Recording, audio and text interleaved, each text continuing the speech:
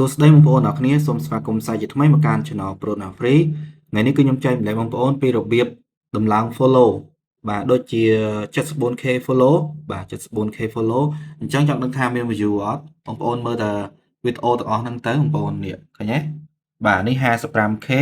បាទ 361k view បងប្អូនមើលទៅបាទពេលដែលយើង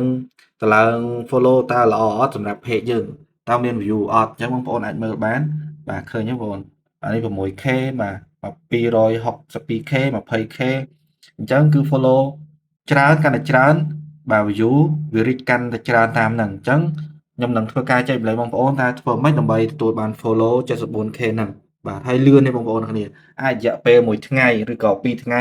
គឺគ្រប់ហើយបាទអូខេអញ្ចឹងគឺបងប្អូនអ្នកគ្នាចូលមកកាន់ website នេះ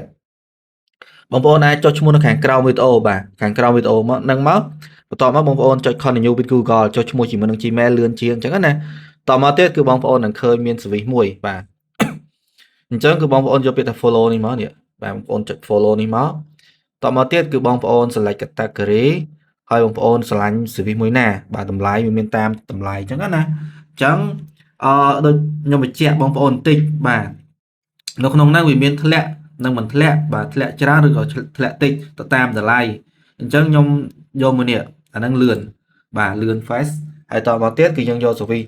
អាហ្នឹងក៏ធ្លាក់ដែរបងប្អូនគ្រាន់តែវាធ្លាក់តិចអញ្ចឹងណាឧទាហរណ៍ខ្ញុំ recommend បាទខ្ញុំ recommend ឲ្យបងប្អូនតម្លើងចាប់ពី 10k ឡើងទៅ 10k អញ្ចឹងវាអាចធ្លាក់500 follow ហើយតម្លៃវាធូរថ្លៃទេទោះបីធ្លាក់ប៉ុណ្ណឹងក៏វាមិនខាតដែរឧទាហរណ៍ឥឡូវយើងដាក់ប្រហែលបងប្អូនដាក់ 10k អញ្ចឹងណា 10k អញ្ចឹងនេះបងប្អូនគាត់អស់តែ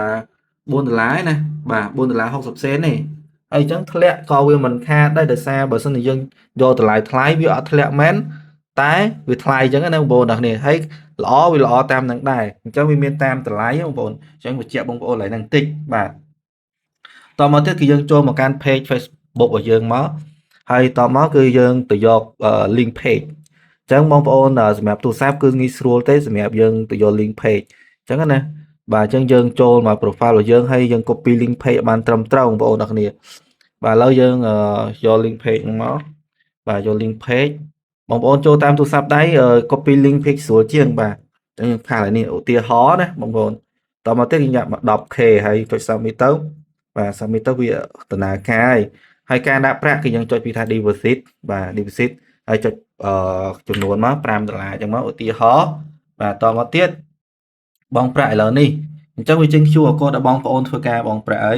អញ្ចឹងបងប្អូនអាច scan QR code ហ្នឹងបាទបងប្រាក់ទៅ